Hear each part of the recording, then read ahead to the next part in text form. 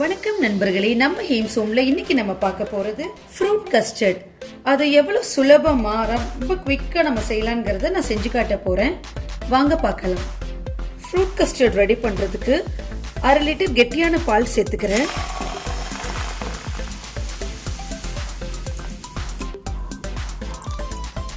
பால் நம்மளுக்கு நல்லா காயட்டும். பால் காயிற கேப்ல நம்ம கஸ்டர்ட் ரெடி பண்ணிக்கலாம். Custard powder 2 table spoon add பண்ணிக்கிறேன். காய்ச்சி ஆறின பால் ஒரு 3 டேபிள் ஸ்பூன் நான் சேர்த்துக்கிறேன். சேர்த்து கட்டிப்படாம நல்லா கலந்து விட்டுக்கோங்க. சூடான பாலில் கஸ்டர்ட் பவுடர் நம்ம ஆட் பண்ண முடியாது, நம்மளுக்கு கட்டி ஆயிடும். நல்லா நைஸா கரைச்சிக்கோங்க, கட்டியே இல்லாம. பாருங்க, இந்த மாதிரி கட்டிப்படாம நம்ம நல்லா கரைச்சி விட்டுக்கிறோம். நம்மளுக்கு பால் நல்லா பொங்கி வருது. இந்த டைம்ல நல்லா இந்த மாதிரி கிளறி விட்டுருங்க. இப்போ நம்மளுக்கு பால் பொங்கினதுக்கு அப்புறம் நம்ம ரெடி பண்ணி வச்சிருக்கிற கஸ்டர்ட் பவுடரை கொஞ்சம் கொஞ்சமா நம்ம சேர்த்துக்க போறோம்.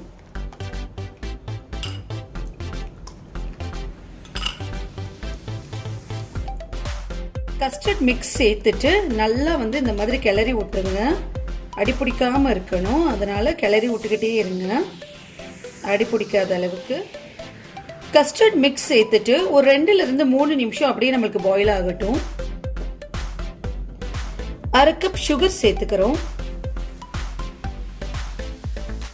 சுகர் சேர்த்ததுக்கு அப்புறம் ஒரு 5 ல இருந்து 10 நிமிஷம் நல்லா நம்மளுக்கு பாயில் ஆகட்டும். நல்லா அந்த மாதிரி கிளறி விட்டுருங்க, அடி பிடிக்காம இருக்க. இப்போ கஸ்டர்ட் நம்மளுக்கு ரெடி ஆயிடுச்சு. பாருங்க, 1/2 லிட்டர் பால் நம்மளுக்கு நல்ல கெட்டியான கன்சிஸ்டன்சி வந்திருக்கு. இந்த ஸ்டேஜ்ல நம்ம ஸ்டவ் ஆஃப் பண்ணிடலாம். ஆஃப் பண்ணி இதை கூல் டவுன் பண்ணிக்கலாம். இப்போ நல்லா நம்மளுக்கு பால் ஆறிடுச்சு. நம்ம ஃப்ரூட்ஸ் ஆட் பண்ணிக்க போறோம். இதுல ஃப்ரூட்ஸ் பாத்தீங்கன்னா உங்களுக்கு விருப்பப்பட்ட எந்த ஃப்ரூட்ஸ்னாலும் நீங்க சேர்த்துக்கலாம். இன்னைக்கு நான் கருப்பு திராட்சை, பப்பாளி, பேரிச்சம்பழம், ஆப்பிள், மாதுளப்பழம், வாழைப்பழம் சேர்த்திருக்கேன். இப்போ நம்ம ஃப்ரூட்ஸ் சேர்த்துடலாம்.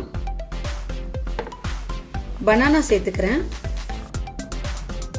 மாதுளப்பழம் சேர்த்துக்கிறேன், ஆப்பிள் சேர்த்துக்கிறேன், பேரிச்சம்பழம் சேர்த்துக்கிறேன், கருப்பு திராட்சை சேர்த்துக்கிறேன், அப்புறம் பப்பாயா சேர்த்துக்கிறேன். ஃப்ரூட்ஸ் எல்லாம் சேர்த்ததுக்கு அப்புறம் நல்லா மிக்ஸ் பண்ணி விட்டுருங்க. இதை நீங்க இப்படி சர்வ் பண்ணலாம், அப்படி இல்லைன்னா ஃப்ரீஸ் பண்ணி நல்லா சில்லுன்னு சர்வ் பண்ணலாம். இப்போ நம்ம ஃப்ரூட்ஸ் எல்லாம் நல்லா கலந்து விட்டுட்டோம். இதை நம்ம இன்னும் சர்விங் பவுலுக்கு நம்ம மாத்திடலாம். டாப்பிங்ஸ்க்கு நீங்க நட்ஸ் கூட இதில் ஆட் பண்ணிக்கலாம். இது ஃப்ரீசர்ல ஒரு 2 ஹவர்ஸ் வச்சு நல்லா சில்லுன்னு சர்வ் பண்ணீங்கன்னா இன்னும் ரொம்ப சூப்பரா இருக்கும்.